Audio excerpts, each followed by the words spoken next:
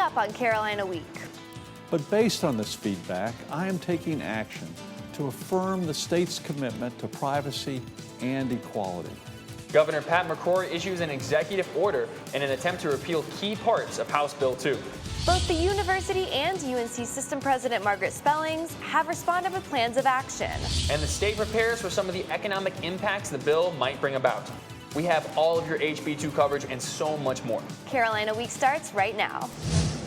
From the UNC School of Journalism and Mass Communication, covering Carolina in HD, this is Carolina Week. North Carolina is still under national spotlight as House Bill 2 stirs controversy. We've got team coverage of that tonight. Good evening. I'm Avery Hall. And I'm Louis Fernandez. We'll tell you all about the university's response to the bill and the overall impact from North Carolina. But let's go ahead and start with the very latest. Governor McCrory says he wants to change the law through executive action. For more, we go to Sharon Nunn live in the studio. Sharon? To say that House Bill 2 has been controversial would definitely be an understatement. House Bill 2 has been getting the most coverage as the bathroom bill that requires people to use the bathroom that corresponds to the sex on their birth certificate. But that's only one part of what's actually a much larger bill. The bill also makes it illegal for local governing bodies to expand on state laws regarding minimum wage, workplace discrimination, and public accommodations. So, for example, Chapel Hill couldn't mandate a citywide minimum wage increase. The other large part of the bill prevents North Carolina workers who believe they've been wrongfully fired because of discrimination from suing in state court. But on Tuesday, Governor Pat McCrory signed an executive order asking lawmakers to reverse that particular part of the law. The order would allow workers to sue in state court if they thought they were wrongly fired for discriminatory reasons. The executive order also added protections and equality opportunity employment for sexual orientation and gender identity. A just-released poll from WRAL shows just how polarizing House Bill 2 is in our state. 50% of citizens say they disapprove of HB 2, 38% they approve of it, say they approve of it rather, and 12% say they aren't sure. Now, as entertainers and businesses continue to cancel tours and expansions in our state, we can expect to see the General Assembly responding to and defending House Bill 2. Avery? We've got a state divided on this bill. Thank you, Sharon. The university is trying to determine what HB2 means for students and for the UNC community. And for that, we go to Jacqueline Lee. She's live at UNC's Old Well with more. Jacqueline? Avery, HB2 has caused confusion and in some cases anger among students. They don't know if or how it will affect their day-to-day activities. The university recently spoke out to clear things up. UNC System President Margaret Spellings sent out a memo saying the act requires bathrooms and changing rooms to be used based on a person's biological sex. She says the university isn't required to enforce this, and the university won't be changing its non-discrimination policies. Chancellor Carol Folt also sent out an email recognizing that many on campus are hurt and angry about HB2. Folt said UNC is doing its best to comply with state law while also making sure students feel welcome and safe on campus. Back to you. HB2 bringing out a lot of emotions here at UNC. That was Jacqueline Lee live at the Old Well. Thank you, Jacqueline. The Raleigh Convention and Visitors Bureau released figures today that show Wake County has lost more than $700,000 in bookings because of House Bill 2. Is the financial backlash a short-term problem, or could it have more long-term consequences? Reporter Anique Joseph investigates.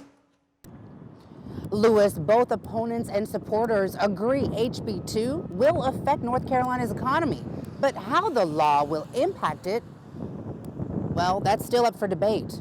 Well, we've already seen some indication that some businesses are choosing not to expand within the state of North Carolina. And that's something UNC economics professor Rita Balaban says hurts our economic base. These are white-collar jobs, high-paying jobs with the ability to bring a lot of high-earning income people. The Charlotte Regional Visitor Center says 4 groups have already canceled doing business in the Queen City because of their opposition to HB2. And there are 34 more groups that could follow suit. Rock legend Bruce Springsteen canceled a sold-out concert in Greensboro Sunday in protest. His band is speaking out too. And hopefully, other people will rise up and join us. Why are we here? Shane Thrapp organized a protest outside the state capitol Monday. He believes the bill will drain on talent in North Carolina. Artists who push human equality, those artists are going to start leaving here in droves. 20 feet away, supporters of HB2 have a different outlook. The vast majority of our tax returns here in North Carolina, they're LLCs, they're S-corps. Our thriving economy is built on the hard-working backs of small business owners. Folks like y'all. Spokesperson for the organization Keep NC Safe and North Carolina Values Coalition, Cammie Mueller, says the only businesses that will be hurting are the companies boycotting North Carolina. Anyone pulling out of North Carolina is doing so foolishly. Balaban says HB2 might not affect all small businesses like retailers or restaurants, but could affect growing corporations that need the help of big banks to get started. If those big banks are scrapping plans to set up shop or expand in North Carolina, It's going to be hard for me to get, $500,000 loan, let's say, from some small community bank. So even at that scale. Balaban says if the recent trend of businesses leaving and boycotting the state continues, it could spell big trouble. The implications of this, I think it's long run, you'd see more. I'm sure the governor will show we haven't seen any changes. Well, not yet. Just yesterday, Deutsche Bank announced it's freezing plans on creating 250 jobs at its Cary campus, all because of HB2. Lewis? Anik Joseph reporting from the state capitol. Thanks. Well, House Bill 2 has cost North Carolina some business, but a hoax claiming HB2 had cost the state something else fooled a lot of people. A fake news site claimed that the NBA would switch the 2017 All-Star Game out of Charlotte if Governor Pat McCrory didn't repeal HB2 within 30 days. The site falsely quoted NBA Commissioner Adam Silver, prompting the real NBA to tweet a response denying that story. Various news outlets picked up the fake story and were forced to issue corrections. And as of now, the 2017 All-Star Game will still be held here in Charlotte. The Chapel Hill Police Department is warning citizens after a slew of break-ins to residents with second-floor windows. Here are a few tips to keep your home safe. Besides locking all doors and windows, you should also install deadbolts, peepholes, and floodlights. Also, be sure to make your home appear occupied by placing lights and TVs on timers. And don't keep spare keys to your home or car outside, especially under that fake stone or something. So the most recent data from North Carolina Coalition to End Homelessness show more than 7,000 homeless adults living in our state. Durham County has the 4th highest homeless population in North Carolina. Right, Lewis. Food, shelter, a place to call home. These are things that we often take for granted. CB Cotton visited one local organization that strives to create homes and build futures for those who need it most. It's a rainy day in Durham, North Carolina. Ezra Grimes remembers when in weather like this, he had no home. It's very hard because the comfortability issues. He thanks Urban Ministries of Durham for what he has now. They put me in an environment where I could seek a job. When you're homeless, how are you gonna seek a job? You gotta take a bath. You gotta be able to, your hygiene gotta be in order for an interview. But it's a lot more than hygiene offered here. We're able to help 237 people in their homelessness last year. This end is thanks to a community shelter, a community cafe, caseworkers, food pantry, and a clothing closet. And while belongings here are few, all one woman had was a bag of food and a hairbrush. It's about dignity at Urban Ministries. Image is nothing. What people think of you don't mean anything at all. It's all about you doing something for yourself. Something for himself. That's exactly what Ezra is doing today, along with hundreds of others who have come to Urban Ministries. Well, I'm on my way to the unit I just rented. The unit I just paid my first month's rent and the security deposit on. His own unit, his first home, out of the rain. In Durham, I'm CB Cotton reporting.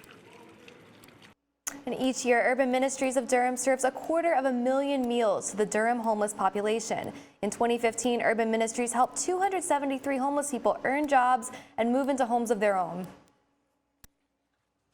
Well, who doesn't love walking through the quad with their favorite song blasting through their earbuds? Well, that loud music could be affecting your hearing. Coming up.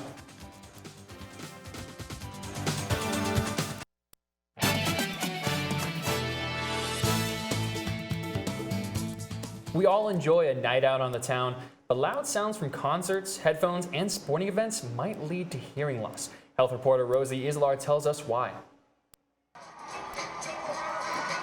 At loud events like basketball games, the volume can be higher than an ambulance siren. The CDC says repeated exposure to this, even 5 minutes at a time, can cause damage to your hearing.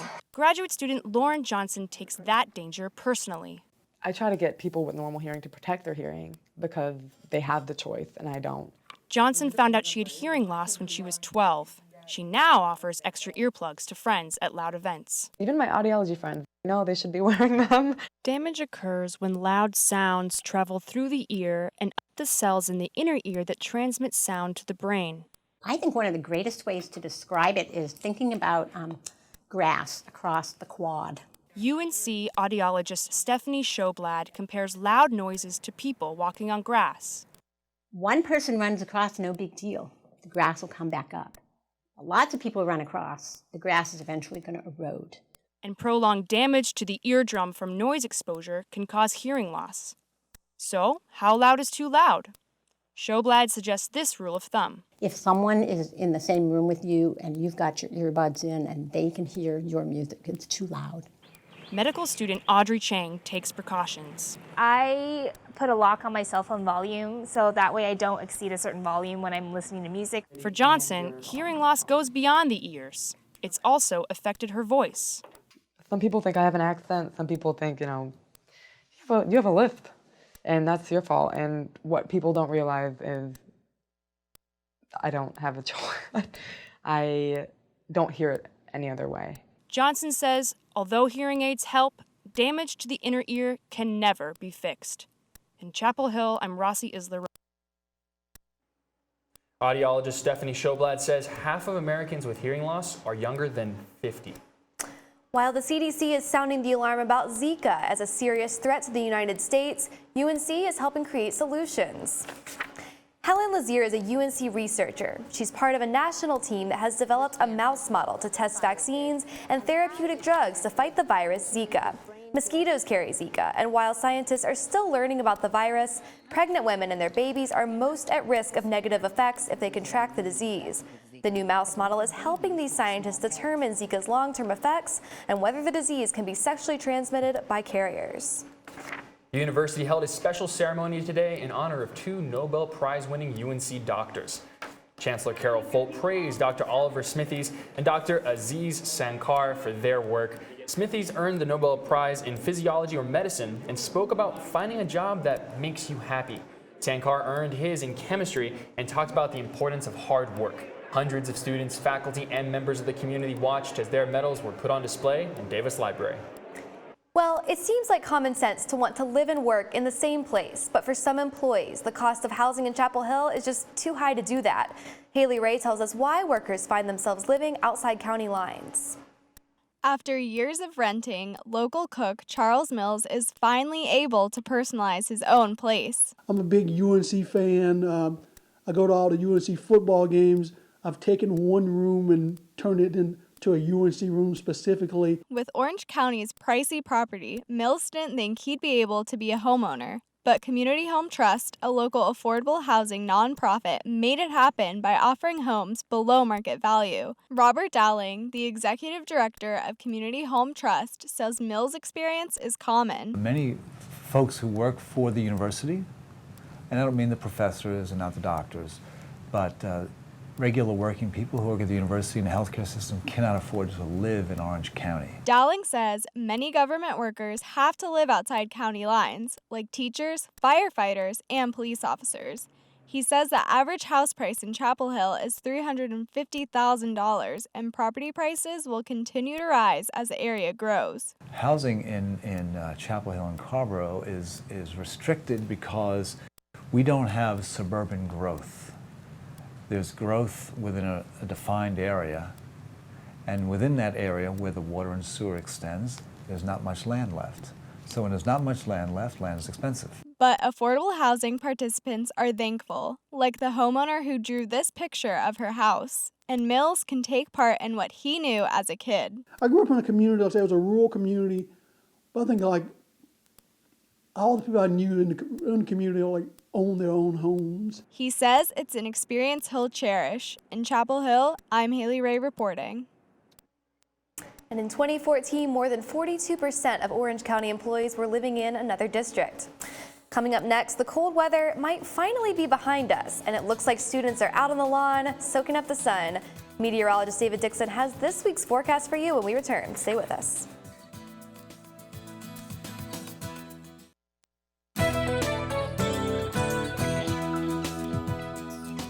Today's weather has been a nice change of pace with clear blue skies and cooler conditions. A long stretch from the cloudy and rainy day, which lasted all of yesterday. No umbrellas to be seen for today, and for the rest of my forecast, to be quite honest, just starting off tonight, cooler conditions. I'd like to call them chilly with low below 40 degrees, so might want to bring an extra blanket as clear skies give no insulation in terms of cloud cover for tonight. And you can see this on our satellite loop. No clouds throughout all of North Carolina, just cool and dry air that's leading to those no clouds. The only clouds you really see are off the coast of North Carolina, and you can see it just right there. That's actually part of that cold front that moved in yesterday and brought all that rain. And now that's moved past, we're seeing that cool, dry air. And so this cool and dry conditions with this high pressure system is going to remain for the next 5 days or so as we move into a pretty quiet and nice weather pattern that we're going to see. And so I'll move through the surface analysis so you can see that very strong, very large high pressure system bringing clear skies throughout most of the country right now. But below it, you see that low pressure system forming along this cold front that moved in and is off the coast. And due to that cold front moving off the coast, that remains with low pressure systems moving along it as it's a zone of instability. And so you can see a few low pressure systems forming in the Gulf, and they're going to move along that low cold front, but it remains offshore. And remember, that high pressure system is going to do its job and bring us some pretty nice weather for the weekend. And so by Friday, this is the only chance of some rain in the southern portions of the state, as that low pressure system is going to remain on track with that cold front, and that high pressure system is doing its job. So we won't see anything in terms of rain for most of the state. We'll just see an increase in cloud cover. So for your forecast for tomorrow, it's going to remain clear blue skies and cooler conditions with 63 for the high, and it's not going to be warm just yet. That comes later in my forecast. And so if you're going up north to Charlottesville to cheer on the series in baseball forecast, you're going to be expecting pretty much the same conditions as we are seeing here in North Carolina, with Friday, Saturday, and Sunday, mostly clear skies, plenty of blue skies, and perfect day to go out to the ball game. 64 to start off and warming on Sunday to near 72 degrees. And so this weekend actually ranks pretty high, and we can see this in the weekend rating scale. Sunshine, plenty of sunshine, clear blue skies, no chance of rain throughout the entirety of this forecast.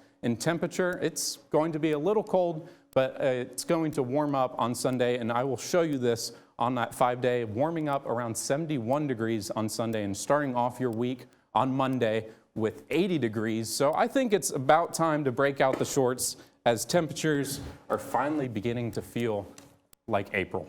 So I think it's going to be a fantastic start of next week. David says, put away those umbrellas, we won't need them. I like the sound of that. Yes, seriously, I'll make sure to check out the spring football game at UNC this weekend with all that great weather. You know, speaking of sports, let's go ahead and transition there. UNC and Duke are competing for eternal glory, but not in the Dean Dome or Cameron Indoor. More about that when Carolina Week returns with Jordan Black.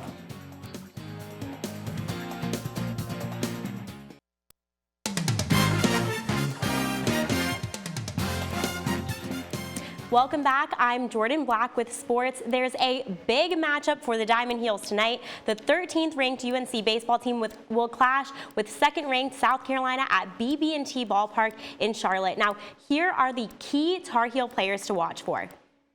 Sophomore outfielder Brian Miller is a speed demon on the base paths. Miller leads the team in steals with 18 and is second on the team in runs scored with 30. Another Tar Heel to watch is sophomore third baseman Zach Gahagan. He has a batting average of .324 and 16 RBIs on the year. Now the last star for the Heels is junior outfielder Tyler Ramirez. Ramirez is hitting a whopping 400 and loves to send fans home with souvenirs like that one as he leads the team in home runs with 7. Gamecock pitchers are going to have their hands full with these 3 Tar Heels. The softball team is also in action, having just gotten started against UNC Charlotte. Also in the Queen City, they are leading 2-0. And football is back. I know it's not quite fall yet, but the Heels are ready for the spring game on Saturday at 2 p.m. And I think we are all ready to see if Carolina can become a #football school this year. Let's take a look at who to look out for this weekend. It's Trubisky takeover time. The QB lit it up off the bench last season, completing 85% of his passes for 6 touchdowns and no interceptions. Goes through his progressions quickly in the passing game and came in during pressure situations and performed. Now he can succeed in the up-tempo Carolina offense thanks to some loaded weapons in wide receivers Ryan Switzer, Mac Hollins, and of course Bug Howard. These 3 combined to catch 114 passes for 1,930 yards and 18 touchdowns in 2015. And they had fun doing it. Definitely looking forward to seeing what these guys can do in 2016. Now, basketball season is over, so that means we have to wait until next year for another UNC Duke game, but our Caleb Waters tells us how the rivalry lives on. The Dean Dome is home to scores of installments of the legendary UNC Duke basketball rivalry. But just up the hill from the Smith Center is the Keenan Flagler Business School, home to another great Tobacco Road rivalry, the Blue Cup. It's an annual sporting competition between Keenan Flagler and Fuqua, the Duke Business School. One of UNC's directors, Ben Liebtag, says the Blue Cup fosters community. It's a great way for 2 rivals to come together. You know, we're bigger rivals in basketball mostly, but it is a really good way for us to come together across different events. Even though they are competitions, it's really fun to meet people from the different schools. We have some social events too. Can Tar Heels and Blue Devils agree about anything? Duke Blue Cup director Alex Both echoes similar sentiments. It's funny because I was with a bunch of the guys from Keenan Flagler this summer at my internship. So there's definitely a camaraderie there, but at the same time, there's also a competitive aspect. The Cup began on Thursday with a kickoff. The week is full of various athletic competitions like volleyball on Thursday and cricket and ultimate on Sunday. It's not all about the games, though. Both schools spent Friday and Saturday volunteering in Durham and Chapel Hill in places like the Ronald McDonald House. Liebtag says the service is just as important as the sports. Community is a core value here at Keenan Flagler, so it's really important to us. It's something we make sure to keep in. You know, it's generally an athletic competition. We want to make sure to give back to the community as well. Liebtag and his Tar Heel teammates are looking to become the first NBA class to repeat as champions. Both and the Blue Devils have plans to spoil the fun. I think you can expect to see 19 Duke wins and 0 Carolina wins, and we're going to pick up where Villanova left off. Fortunately for Tar Heel fans, Both was wrong. UNC currently leads 9-4 with only 2 days of competition left. In Chapel Hill and Durham, I'm Caleb Waters reporting. Now, guys, I saw the women's soccer team for this competition this week, and they were killing it, but we don't know the results yet, but we will find them out on our sister show, Sports Extra, next Monday. Sports Extra. Highly recommend it. It's a great program from what I understand. It sure is. All right, that was Jordan Black with sports. Thank you, Jordan.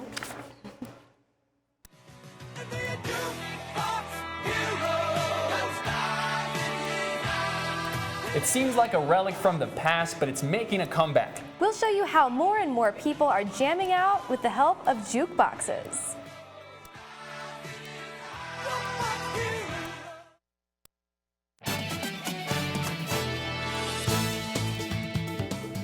Music streaming apps and digital libraries are the most popular way for young people to listen to music, hands down.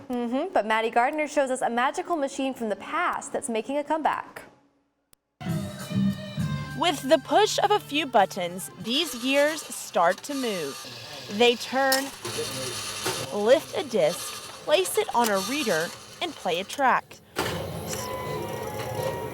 When these gears stop working, Paul Dickerson Sr. takes a look under the hood. Uncles and older brothers were in the business before I was born, so I sort of just hung around as a kid. Like I said, all my life, been around it all my life. Dickerson has fixed thousands of jukeboxes. Old ones, new ones, and even funky ones. They're what keep his business spinning. You get a jukebox that's 40, 50 years old, the gears and stuff will start working, especially if a customer lets it sit dry.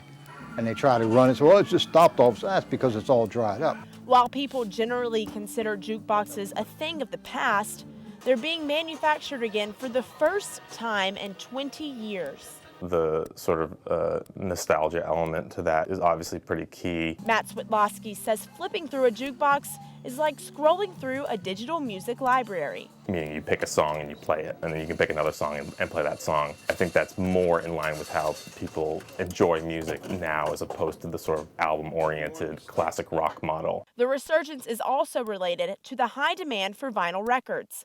In 2014, vinyl sales were the highest they've been in 25 years, which is great news for Dickerson. Records are meant to be played, hence the need for a jukebox. What's the price tag on getting a jukebox fixed? Well, they vary. They go anywhere from $500 up to about $2,500. People are willing to pay that charge because the memories and music of a jukebox are priceless. In Raleigh, I'm Maddie Gardner reporting. Priceless indeed. That is Seriously. so cool, Lewis. What's one of your favorite classic songs to jam out to? Oh man, well I have been on such a Bruce Springsteen kick lately. Born to Run, just total classic. How about you? I'm a big fan of Queen, Bohemian Rhapsody specifically, and I'll go ahead and throw it out here. You know, nothing really matters.